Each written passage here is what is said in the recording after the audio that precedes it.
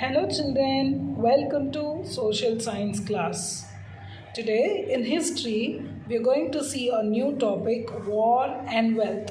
Before that, yesterday we learnt about the Praestistes and the Grand Lands. So in that chapter, yesterday I told you that you have read about the Praestistes of the Gupta ruler of Samudragupta last year. So most of the children may come from different schools. So here I have taken the gist about the Samudragupta. Which has been given in the last year book. So who is Samudragupta? He is a famous ruler of a dynasty known as Gupta. So he is a famous ruler of a Gupta dynasty. How do you come to know about Samudragupta? By the long inscription. We all know what do you mean by inscription. Inscription is a thing, a stone which has been a black stone, something has been written about the particular person is known as the inscription. In Tamil we'll tell it as Kalvet, isn't it? So here this was inscribed on a Ashoka pillar, and it was now also you can go to Allahabad and you can see this. And it was composed as a Kavya. In Tamil we'll tell it as Kavyam, right? So and it was composed by Harisena. Who is that Harisena? So here the Harisena is a poet and a minister at the same court of Samudragupta. So these are the gist I have taken about Samudragupta from the last year book. So today we are going to see the new chapter that is about wars for wealth. So why these wars happened on those days? So there are the three basic reasons why they made the war. So the three reasons are for prized areas and for sources and mainly for expanding, that is of expansion. So these are the three basic reasons they did the warfare. So here let us see about prized areas first. So here each ruling dynasty was based in a specific region. At the same time, they also tried to control other areas. For example, a ruler, one who rules a particular place, will be considered she'll be ruling at that particular region alone, isn't it? But at the same time, he has to look after the next region too, so that he may extend the thing, isn't it? So here same like that, the ruling dynasty was based on the specific region, even though at the same time they'll try to control the other areas too. So here are some examples. So one such prized city was the city of Kanuj in the Ganga Valley. So here these three kings who were fighting for the prized city known as Kanuj. So who are those rulers? Is of Gujara, Pratihara, Rashtrakutas and Pala. So these three rulers who were fighting for the city of Kanuj, because it's a great city which was prized city on those days. So here these three parties because fought for control over the Kanuj, because there were three parties fighting over the Kanuj. So here, so historians often describe this conflicts. What do you mean by conflict? Conflict means a clash. So they are having a war then and there to get the Kanuj city, isn't it? So who are the three parties? I told you, three rulers, Gujara, Pratihara, Rashtrakutas and Pala. These three were fighting over there to get this Kanuj from the other king, right? So it was named as tripartite struggle. So it was named as tripartite struggle. So what do you mean by tripartite? Tri means means it's a three, isn't it? And partite means it's divided into three parts. So that is the thing we'll tell it as tripartite, because here the Kanuj has been for the Kanuj city, the three rulers was going on fighting to get into it. So here the historian they describe that war as tripartite struggle. So here we come to know what do you mean by tripartite struggle.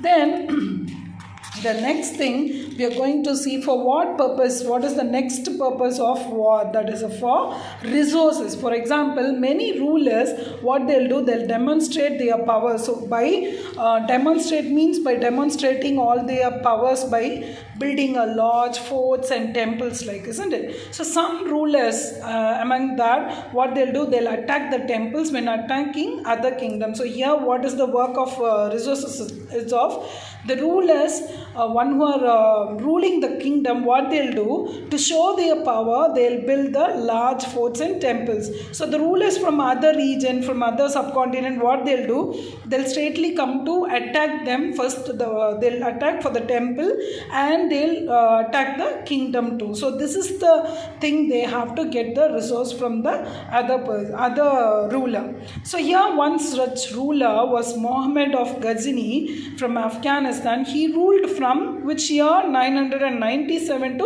1030 years. So at that time when he was ruling, what he did, he ruled some parts of Central Asia, Iran, and some northwestern parts of the subcontinent. So these are the places he has ruled. What are the places? Parts of Central Asia, then Iran, and the northwestern parts of the subcontinent. As he was ruling at the time, what happened? He raided and blended the subcontinent almost every year. So what do you mean by raided? Raided means without saying anything, he may go to the next region, and he blended means he'll get all the things. That means he'll take all the things from the subcontinent every year, so that without informing the war has been going to start, he'll be going there and he'll get all the things from that. Who's that particular person? That Muhammad of Ghazni, right? And he targeted rich, prosperous kingdom and their temples, including the temple of Somnath which is in Gujarat. So what he did, he targeted a rich, prosperous kingdom. So he was going on targeting the rich, prosperous kingdoms where there were no many temples, and including the temple of Somnath which is in Gujarat. Then he used this blended wealth. So all these things he targeted, and he went for raid and he blended so many things from the subcontinent. So with that, what he did, he used this blended wealth to create the capital city of Ghazni. So he started creating the capital city of Ghazni over there. So next we are going to see another king, that is of Khidapul Hind, that is of, he also wanted to know more about the subcontinent. So what he did, he called for the scholar who was named as Al-Bruni, so to write an account of the subcontinent. So Al-Bruni wrote Kitab al-Hind in Arabic. So he used the help of learned Sanskrit scholars to make this account. So here historian used this work as a source for knowing history of that time. And the next is about for expansion. So we saw about two things, that is of prized city and for resource, and at last for the expansion, that is of another reason for war, for expansion, that is of the Sahamanas, who is named as Chans, ruled over the region around Delhi and Ajmer. So here they tried to expand their empire to the west as well as to the east. So as well as some of them are opposing from that particular place, that is about Chalukyas from Gujarat, and Kahadavalas of western Uttar Pradesh was opposing, even though they want to expand their empire up till that particular place. So here you can see this Chahamanas, what they did.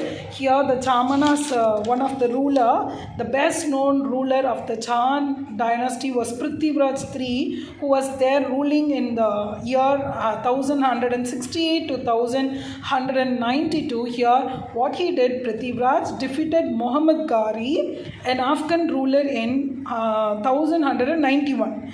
The next year, the upcoming year, what the Muhammad Ghari did, in another battle, he was defeated. Who was this? Prithviraj was defeated by Muhammad Ghari. So it goes on. So, for example, the war and wealth has been done for the, as we saw, for the three reasons, isn't it? For what reason? For praised areas, for resources, and for the expansion. So here on those days, the kings who were all come after and after, they did the war for these three basic reasons. So I have explained about the prized areas, for resources, and for expansion. Just go through the notes and kindly copy this in your rough note or in your classwork note, and just learn it. Don't just read it, just learn. And for your kind information, you have to read page 18, 19, 20 and 21 from your NCERT book. Thank you, dear children.